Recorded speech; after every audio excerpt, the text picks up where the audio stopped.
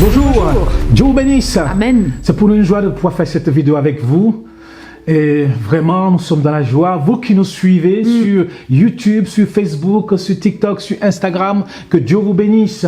Vous êtes les bienvenus sur notre chaîne Emmanuel Kwaku TV.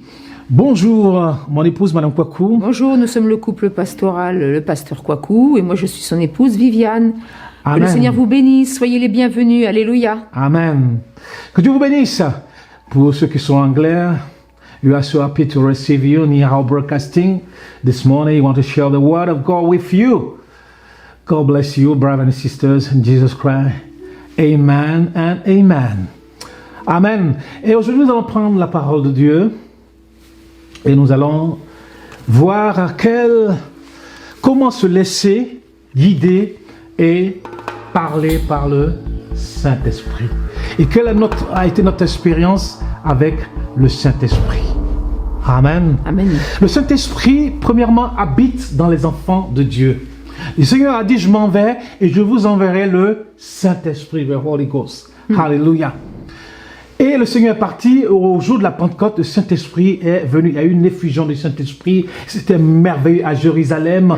Pierre a prêché, mais il y a eu des gens, mais ils se sont dit, mais des gens qui étaient là, mais ils sont sourds. Non, ils ne sont pas sourds, ils étaient remplis du Saint-Esprit. Et le Saint-Esprit est venu habiter dans les enfants de Dieu, nés de nouveau, qui ont été transformés, qui ont été changés, qui marchent selon la parole de Dieu. Amen. Amen. Le Saint-Esprit habite en nous. Et le Saint-Esprit est Dieu. C'est-à-dire que Dieu est venu habiter en nous. Dans l'Ancien Testament, le Saint-Esprit était sur les prophètes, sur les sacrificateurs et sur le roi. Mais dans le Nouveau Testament, dans la Nouvelle Alliance, l'Alliance de la grâce, le Saint-Esprit est venu habiter en nous. Mais comment il a fait pour venir habiter en nous? Nous disons que le Saint-Esprit vient habiter en nous. Mais comment il a fait? Tu sais, moi je suis né dans une famille baptiste et on entendait parler du Saint-Esprit. On savait que le Saint-Esprit existait. Nous savons que le Père est au ciel, le créateur du ciel et de la terre, le puissant. Amen. Et nous savons que le Fils est venu pour mourir à la croix à cause de nos péché.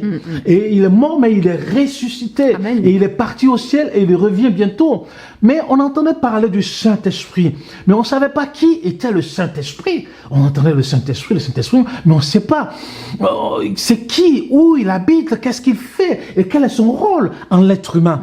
On ne savait pas cela. Et on a entendu que c'est une personne. Mais pour nous, une personne, c'est quelqu'un qui est physique devant nous. On a entendu que nous sommes le temple du Saint-Esprit. Mais pour nous, un temple, c'est un bâtiment. C'est un bâtiment, on appelle ça un temple. Mais la Bible dit que nous sommes le temple du Saint-Esprit et qu'il est venu habiter en nous pleinement. Tu vois? Et on voit dans la Bible qu'il y a des dons du Saint-Esprit. C'est-à-dire des cadeaux que le Saint-Esprit fait pour... Il a dit, or... la manifestation dans Corinthiens 12, or la manifestation de l'Esprit est donnée pour l'utilité commune. La manifestation, le don du Saint-Esprit est donné à chaque chrétien, à chaque enfant de Dieu pour l'utilité commune, pour que, l'œuvre de Dieu puisse aller de l'avant. Amen. Dieu donne des dons. Et comme il est dit, des dons de connaissance, des dons de foi, des dons d'opérer des miracles, des dons de guérison, des dons de prophétie, des dons de parler plusieurs langues, des dons, n'est-ce pas, d'interprétation, des dons de parole, de connaissance, des dons, mais extraordinaires. Amen. Mais cela, on l'ignorait, puisque moi, j'étais dans cette assemblée, j'ai grandi dedans, mais c'est après que lorsque je suis arrivé en France et que j'ai donné véritablement ma vie au Seigneur, que j'ai vu que le Saint-Esprit était réel, que le Saint-Esprit était vraiment réel. Et des fois, nous, on veut voir les choses dans le physique, alors que on dit le Saint-Esprit, il est esprit, il n'est pas physique. Et quand on dit le Saint-Esprit, on veut entendre le Saint-Esprit nous parler, on veut écouter le Saint-Esprit avec nos oreilles physiques. Non, le Saint-Esprit nous parle avec nos oreilles spirituelles. Amen. Si nous voulons voir les choses du Saint-Esprit, nous devons le voir avec nos yeux spirituels. Et on attend que le Saint-Esprit nous parle, mais le Saint-Esprit, de fois, nous parle, mais de fois, beaucoup de chrétiens sont des sourds spirituels ou des aveugles spirituels. Tu vois? Donc, moi, après, je suis parti à l'école biblique, ainsi de suite. J'ai commencé à servir Dieu. Et le Seigneur m'a appelé à le servir dans certaines assemblées. Et il faut savoir que j'ai commencé à voir vraiment la manifestation du Saint-Esprit dans les assemblées chrétiennes africaines. Parce que, malheureusement, chez nos frères blancs, c'est vrai qu'il y a eu des revivalistes aux États-Unis ou en Angleterre et tout ça. Mais nous, on n'a pas vécu ça. Nous, en France, on n'a pas vécu ça. Donc, on peut le lire dans les livres, on peut écouter des cassettes, on se dit, waouh, qu'est-ce qui s'est passé? Mais on ne savait pas que c'était encore pour nous. Et j'ai commencé à voir ça dans les assemblées. Quand je suis arrivé en France, j'ai commencé à voir ça dans les assemblées africaines. Je voyais ça, j'ai dit, mais waouh! Mais la manifestation du Saint-Esprit est encore pour nous aujourd'hui. C'est vrai que moi j'ai étudié la pneumatologie. La pneumatologie, c'est étudier le Saint-Esprit. Qui est le Saint-Esprit? C'est ce qu'on appelle la pneumatologie, les dons spirituels, les œuvres du Saint-Esprit. J'ai étudié ça à l'école, mais je n'avais pas encore expérimenté la puissance et les dons du Saint-Esprit dans ma vie. Et là, j'ai commencé à voir dans les assemblées chrétiennes africaines que le Saint-Esprit était réel. Je voyais des guérisons, je voyais des délivrances et tout ça. J'ai dit, waouh, mon Seigneur, mais c'est extraordinaire. Et après, j'ai vu certains pasteurs africains venir ici en France. Et là, j'ai vu que vraiment, le Saint-Esprit se manifestait avec puissance, avec autorité, par les dons spirituels, comme il dit. Oh, la manifestation du Saint-Esprit est donnée pour l'utilité commune. Ah, le même esprit donne, n'est-ce pas, un don de sagesse, de connaissance, de foi, de guérison, d'opération, de miracle, n'est-ce pas, Et nous, on voyait tout cela. Et je disais, mais Seigneur, comment ça se passe? Et là, j'ai commencé à expérimenter cela quand on a commencé à servir Dieu. J'ai vu que... Un jour, j'étais en train de prier pour quelqu'un, je vois la personne partir. J'ai dit, mais hé, lève-toi. Je ferme les yeux, je vois encore la personne. C'était un jeune de peut-être 18 ans, 19 ans. J'ai dit, mais il joue pas la comédie, mais qu'est-ce qu'il fait là? J'ai prié pour lui, je le vois encore par terre. J'ai dit, oh, donc le Saint-Esprit est à l'heure. On a commencé à prier pour les gens. Et des fois, comme on l'a vu avec l'évangéliste à l'assemblée, mais on a vu des choses extraordinaires. On a vu certains pasteurs qui sont venus, on a vu des choses que le Saint-Esprit a fait de façon extraordinaire. Mais c'était merveilleux. Amen. Quand on vit avec le Saint-Esprit, c'est merveilleux. La vie chrétienne n'est pas morose. La vie chrétienne, n'est-ce pas, n'est pas une vie chrétienne comme ça, mais c'est une vie chrétienne de vie. Une vie chrétienne où on va à la source, on boit la source du Saint-Esprit. La Bible dit que nous avons été baptisés. Paul dit été baptisés dans le Saint-Esprit et que nous sommes devenus le corps de Christ. Et dans le corps de Christ, nous sommes les membres du corps de Christ. Et le Saint-Esprit est venu habiter en nous. Et le Saint-Esprit se manifeste dans notre esprit. Il est venu habiter dans notre esprit. Et le Saint-Esprit sait des choses que nous-mêmes on ne sait pas parce qu'il habite en nous, que notre cerveau ni notre cœur ne sait. Le Saint-Esprit se manifeste. Et aujourd'hui encore, il se manifeste. Et j'ai vu l'œuvre du Saint-Esprit dans ma vie. Le Saint-Esprit, quand je suis parti aux États-Unis, mais quand je suis parti aux Antilles, mais j'ai dit, mais waouh! Quand on faisait des réunions, j'ai dit, mais waouh! Mais en fait, c'est pas l'homme. Voilà pourquoi la Bible dit, ce n'est ni par force, ni par puissance, mais c'est par l'Esprit de Dieu. Amen. C'est l'Esprit de Dieu qui se manifeste. Quand nous prenons le prophète Élie, c'est l'Esprit de Dieu qui se manifestait. Quand on prend le prophète Élisée, c'est l'Esprit de Dieu qui se manifestait. Et lorsqu'on arrive encore dans le Nouveau Testament, c'est l'Esprit de Dieu. Le Seigneur a dit, l'Esprit de Dieu est sur moi. Il a été oint. Et là, nous allons voir le ministère de Jésus qui va être un ministère puissant parce que le Saint-Esprit est descendu sur lui. Amen. Le Saint-Esprit n'est pas seulement n'est pas une colombe. On dit comme une colombe. Le Saint-Esprit n'est pas le feu, mais on dit comme le feu. Le Saint-Esprit n'est pas l'huile, on dit comme l'huile. Mais le Saint-Esprit est une personnalité, Amen. Est une personne de la nature divine de Dieu. C'est-à-dire que c'est Dieu qui vient habiter en nous par son esprit. Alléluia. Glory to God. Tu veux dire quelque chose, Madame Kokou? Mais vas-y, là, t'es bien parti, je pense. Merci Seigneur. Et nous avons vu la manifestation du Saint-Esprit depuis Azusa Street aux États-Unis. Parce qu'avant, n'est-ce pas, quand il y a eu la réforme avec Martin Luther, c'est les Allemands qui ont fait la réforme, mais avant cela, il y a eu la séparation de l'Église d'Angleterre, les Anglicans qui sont séparés avec l'Église de Rome, parce qu'il est important de comprendre l'histoire de l'Église. Il y a eu à Jérusalem la descente du Saint-Esprit le jour de la Pentecôte, mais il y a eu eu l'histoire de l'Église. Et des fois, l'Église s'est perdue en cours de chemin. Il y a eu la politique qui s'est mêlée avec l'Église. Il y a eu, n'est-ce pas, les autorités qui ont mélangé l'Église. Il y a eu encore, n'est-ce pas, un mélange, c'est ce qu'on appelle le syncrétisme. C'est-à-dire qu'ils ont mélangé les traditions avec l'Église. Et le Saint-Esprit s'est retiré. Et là, dans les années, au XVIe siècle, n'est-ce pas, il y a eu Martin Luther qui a vu que certaines églises vendaient des indulgences, faisaient tellement de choses, et ils se sont retirés. Les Allemands se sont retirés, et là, il y a eu un réveil vraiment puissant pour revenir vraiment à la parole, et il a compris que nous sommes sauvés par grâce, Amen. Par le moyen de la foi. Nous ne sommes pas sauvés par les œuvres, mais nous sommes sauvés par grâce, par le moyen de la foi en Jésus-Christ. La grâce, c'est-à-dire que nous sommes justifiés, nous sommes justifiés, régénérés et sanctifiés en Christ et synonymes par les œuvres, afin que personne ne se glorifie. Et à partir de là, il va y avoir des revivalistes, il va y avoir un réveil en Angleterre, après il va y avoir des réveils, n'est-ce pas, aux États-Unis, en France, il y a eu aussi le réveil, n'est-ce pas, avec Douglas Scott qui était venu, après il y a eu les assemblées de Dieu de France, il y a eu des réveils puissants, Dieu s'est manifesté ici, mais avant cela, il va y avoir le réveil aussi aux États-Unis, avec, je ne sais pas si c'est à Los Angeles, à Azusa Street, avec certains pasteurs, et on a vu vraiment l'œuvre de Dieu, enfin au début du siècle, en 1900, et on a vu l'œuvre de Dieu avancer par le Saint-Esprit. Il y a eu un réveil puissant, le Saint-Esprit se manifestait, le Saint-Esprit se manifeste encore aujourd'hui. Moi, ce que je peux dire, moi je vais donner mon témoignage parce Amen. Que... Comme je vous ai déjà donné mon témoignage, voilà, moi je ne suis pas née dans une église comme mon époux. Lui, il a été à l'église quand il était petit, moi pas du tout. Donc voilà, moi j'ai été éduquée dans plutôt l'athéisme. Mais voilà, moi ce que je peux donner, moi mon témoignage avec le Saint-Esprit. Quand j'ai commencé à écouter l'Évangile, à m'approcher de Dieu en allant aux églises évangéliques pentecôtistes, eh bien vraiment c'est le Saint-Esprit. J'ai le Saint-Esprit qui m'a aidée, qui m'a poussée à aller à l'église. Moi qui ne m'intéressais pas du tout à l'évangile, j'avais cette soif en moi. Je comprenais pas en fait, après je l'ai compris, mais je ne comprenais pas. Je dis mais qu'est-ce qui se passe? Qu'est-ce qui se passe? Il y a une voix qui est forte en moi qui me dit va à l'église, va à l'église. Je pouvais pas résister à cette voix-là. Toute la journée c'était va à l'église, va à l'église.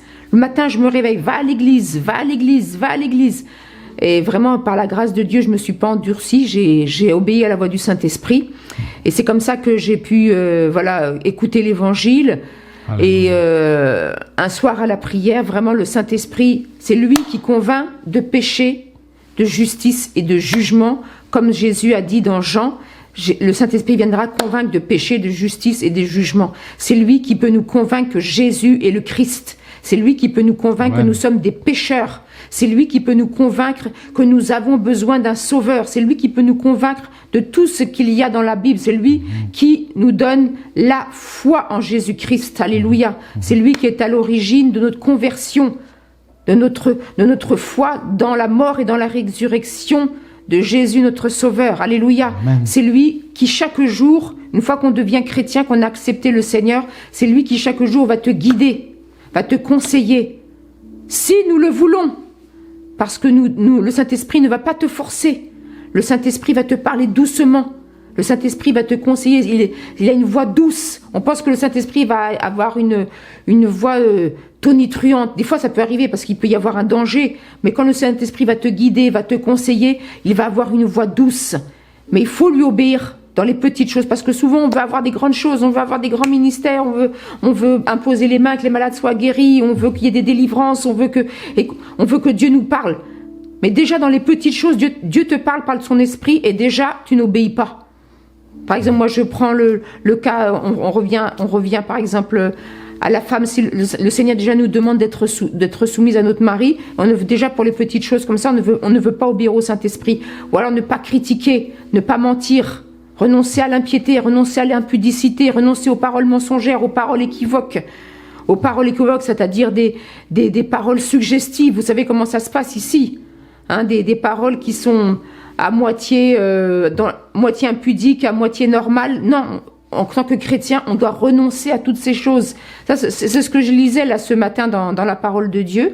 Donc il faut nous dépouiller du vieil homme Et c'est pourquoi Paul il dit, c'est pourquoi renoncer au mensonge, renoncer à la colère, renoncer à ceci, renoncer à cela. Et si vous allez lire jusqu'au 5, jusqu'au 6, Éphésiens 5, Éphésiens 4, Éphésiens 5, Éphésiens 6, ça nous montre tout le processus de dépouillement du vieil homme, tout le processus. Et ça, c'est quelque chose que dans la journée, le Saint-Esprit va nous parler, va nous dire, attention, il va nous parler. Mais si des gens n'obéissent pas, Dieu ne pourra pas nous confier des grandes choses. Alléluia. Donc soyons fidèles. Soyons fidèles dans les petites choses. Glorifions le Saint-Esprit. Le Saint-Esprit est en nous. Nous devons l'honorer. Nous devons l'aimer. Nous devons le respecter. Des fois, nous respectons plus nos amis du monde que le Saint-Esprit. Nous respectons plus notre famille que le Saint-Esprit. Nous respectons plus notre patron que le Saint-Esprit. Non. Frères et sœurs, vraiment, faisons tous nos efforts. Et si vraiment tu es dans cette situation, crie à Dieu, repens-toi. Demande pardon au Seigneur et demande au Seigneur, aide-moi Seigneur, aide-moi vraiment à ce que je puisse honorer le Saint-Esprit dans ma vie. À ce que le Saint-Esprit se sente à l'aise, comme disait mon mari pasteur, nous sommes le temple du Saint-Esprit. Donc on ne doit pas laisser le Saint-Esprit dans un petit coin, mais il doit prendre toute la place. Alléluia. Amen. Amen. Le Saint-Esprit doit prendre toute la place. Vous savez, quand je me suis converti au Seigneur Jésus, mon premier pasteur, c'était un enseignant. Il est encore vivant, c'est un enseignant. Et j'ai commencé à lire la parole de Dieu. Amen. La parole de Dieu. Je prie par Matthieu, Marc, Luc, Jean, Actes des Apôtres, Romains, 1 Corinthiens, 2 Corinthiens, Galates, Éphésiens, Philippiens, Colossiens, 1 Thessaloniciens, 2 Thessaloniciens, 1 Timothée, 2 Timothée, Tite, Philémon, Hébreux, Jacques, 1 Pierre, 2 Pierre, 1 Jean, 2 Jean, 3 Jean, Jude, Apocalypse. Et là, j'ai commencé à boire la parole de Dieu. J'ai commencé à la boire. Mais un jour, le Saint-Esprit a dit, je vais lui montrer que je suis puissant. Il commence à connaître la parole de Dieu. Parce que j'ai commencé à avoir des diplômes et tout ça. J'étais fier de mes diplômes. Mais la théorie. La théorie. C'est bien aussi la théorie. Mais le Saint-Esprit a dit, je vais lui montrer ma puissance. On était partis à une réunion de prière. On était avec les frères, pasteurs et tout ça. Et on a commencé à lire la parole de Dieu. Et là, j'ai dit, on va prier tout ça. J'ai dit, Seigneur, aide-moi à prier. Au même instant, j'ai senti la puissance de Dieu descendre sur ma vie comme ça. Descendre. Mais la parole de Dieu était comme du 220 volts dans ma main, la Bible. Parce que Dieu me connaissait. Dieu sait que des fois, c'est vrai que je lisais la parole de Dieu, mais peut-être que je serais capable de pouvoir douter de certaines choses de la parole. Tu vois? Mais Dieu m'a fait comprendre que sa parole est la vérité. M'a fait comprendre. Et je sentais l'Esprit de Dieu descendre sur moi comme ça. Ça passait là comme ça. J'ai dit, mais dis donc, mais c'est une puissance. Il est puissant, une onction puissante. Rentrer, mais waouh, j'ai dit, mais j'ai jamais vu ça de ma vie. Mais je n'étais pas branché, mais c'est quoi ça? Saint-Esprit voulait me montrer qu'il est puissant, qu'il peut se manifester, qu'il peut, n'est-ce pas, éteindre tout ce qui ne le glorifie pas dans ma vie. Il peut pardonner, Dieu peut pardonner tout ce que j'ai pu faire dans ma vie. Et là, je commençais à pleurer, tout ça. J'ai dit, baptême in the Holy Spirit. Saint-Esprit est réel, mon frère. Le Saint-Esprit est réel. Amen. Si tu ne le sais pas, tu peux vivre une vie chrétienne, mais tu dois comprendre que le Saint-Esprit, l'Esprit de Dieu est une personne. Et quand il veut se manifester, il vient pour glorifier Jésus-Christ. Et quand il glorifie Jésus-Christ dans ta vie est transformée. Amen. Ta vie est changée. À certains qui veulent que le Saint-Esprit, ils veulent qu'on prie pour qu'ils aient le baptême dans le Saint-Esprit, mais quand tu vois leur vie, mais tu te dis, mais ils n'ont pas envie de changer, ils n'ont pas envie d'être transformés. Mais moi, j'avais cette soif. En fait, il faut avoir la soif. J'avais cette soif de la parole. J'avais cette soif de connaître Dieu, d'avancer avec le Seigneur. Moi, le monde, j'ai connu le monde, mais je peux vous dire qu'il n'y a rien là-bas. Il n'y a rien. Il y a rien. Tu peux aller, mais il n'y a rien. Nothing. Il n'y a rien là-bas. Que ce soit l'alcool, le sexe, tout ce que tu veux, les belles choses de ce monde. Joe, on connaît ça. Il n'y a rien. Zéro. Comme certains disent, nada. Il n'y a rien dessus. Mais quand tu as le Saint-Esprit, mais tu es content. Tu es content. Ta vie en Jésus-Christ, elle est extraordinaire. Et Dieu est bon. Et tu peux expérimenter le Saint-Esprit. Dieu, Saint-Esprit, parle-moi, guide-moi. Et le Saint-Esprit va te guider dans ta vie. Vive selon l'Esprit de Dieu. Et comme Paul le disait, Paul était guidé par le Saint-Esprit. Paul dit, je vais à Jérusalem, si le Saint-Esprit le veut, je vais là, si à Macédoine, je vais là, je vais à Rome. Le Saint-Esprit le guidait. Et nous voulons être guidés par le Saint-Esprit. Nous voulons dire, Saint-Esprit, ouvre nos oreilles spirituelles, Amen. afin que nous puissions Ouvre nos t'entendre. yeux. Ouvre nos yeux spirituels, afin que nous puissions voir ce que tu veux. ouvre notre Saint-Esprit, bouche. ouvre notre bouche, afin que nous puissions parler pour que les gens soient touchés par la parole. Amen. Saint-Esprit, transforme nos vies, transforme nos cœurs, transforme notre mentalité, change-nous, aide-nous à avancer avec Jésus-Christ. Le Saint-Esprit le fera, comme il a fait pour les disciples, comme il a fait pour les apôtres. Il n'a pas changé. Le Saint-Esprit ne vieillit pas. Le Saint-Esprit n'est pas comme un homme. Le Saint-Esprit, il est toujours présent jusqu'au retour de Jésus-Christ. Et il est là pour nous aider à avancer. Et si tu es là ce matin, moi, que Dieu te bénisse, que le Saint-Esprit se manifeste dans ta vie, dans ton cœur, dans ton âme, dans ton esprit, et que la gloire de Dieu se manifeste. Qu'il y ait des guérisons dans ta vie, qu'il y ait des paroles de connaissance dans ta vie, des dons de paroles de connaissance, des dons, que tous ces dons que nous avons dans 1 Corinthiens 12, n'est-ce pas, se manifestent dans la vie de ces enfants aujourd'hui, au nom puissant de Jésus-Christ. Merci Seigneur, et que Dieu vous bénisse là où vous êtes. Amen. Dans le nom puissant de Jésus.